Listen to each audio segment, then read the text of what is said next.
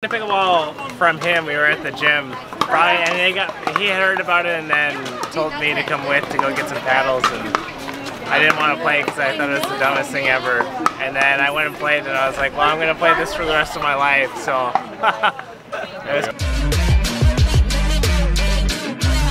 Really, I got into pickleball in the Washington, D.C. area. I was with my uncles. We were trying to play tennis during the pandemic, and all of our tennis courts were just closed and locked up.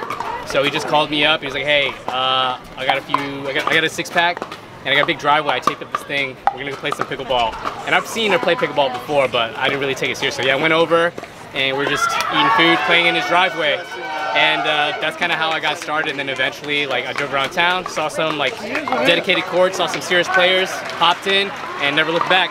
I got into pickleball. One of my friends was just like, "Hey dude, you should come play pickleball. I know I used to play tennis," and he was like, "You'd probably like this." I got there and I was like, "Oh, this is just easy tennis." I'm like, "This will be super easy." My friend had no racket sport background, and he just waxed me. It was like 111, 211, probably 011. Like, I just got destroyed, and I'm super competitive. So after that, I went straight to Dick's and just bought a bunch of paddles, and then like, now I've been playing pretty much every day for 2 years, so we're hooked. I've been doing pickleball YouTube for probably like 2 years now. I do all the paddle reviews, or a lot of the paddle reviews in pickleball, so it's been great.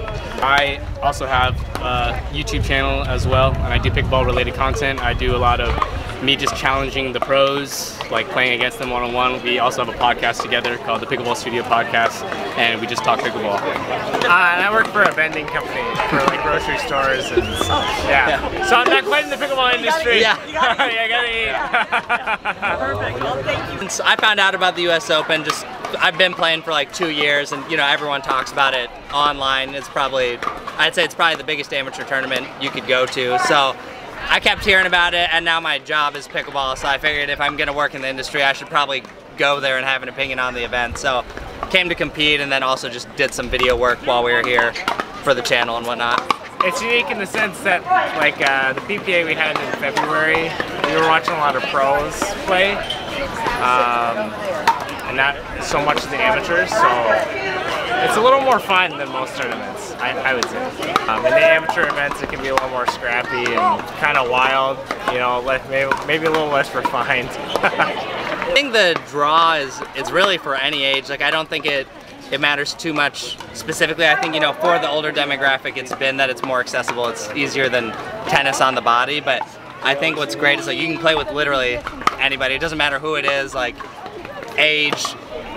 It matters much less than other sports. Like, I could play with my grandparents or my parents, and like there are people, you know, probably 30 years older than I am that'll smoke me, and in most other sports that wouldn't be the case. If I played soccer with someone 30 years older than me, there's probably a good chance I'm just better because I'm younger. With pickleball, you still have to be athletic, it's still important, but the age gap does not matter nearly as much. So I think it's appealing because of the community aspect of pickleball.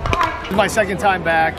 It's a good party, you play all day, there's unique events for everybody. You've got skill, you've got age, you've got skill age, mixed age, pros, and it goes all week. So a lot of people just come down for the whole week, play a bunch, drink a bunch, have a good time. That's why we come back. I think there's no stopping pickleball. I think it's one of the rare things in life where something comes along that takes the world by storm. It started in the United States and now it's spreading worldwide. So I don't see it stopping. I just see the rest of the world picking up, and this becoming very competitive and maybe an Olympic sport one day. I think the difference between tennis and pickleball, tennis is a lonely sport. I was a singles competitive player. Pickleball is mostly played with doubles. It's a smaller court, so you have a lot of camaraderie with your opponents and also with your partner. And you start to bond, and the points are a little bit quicker, a little bit faster, and it's just a faster paced game, and it's very social. You make a lot of friends. You get to travel different places, so I definitely prefer pickleball over tennis.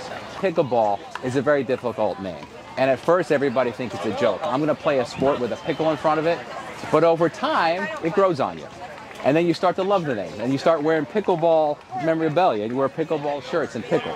So this name's here to stay. They're not changing this name.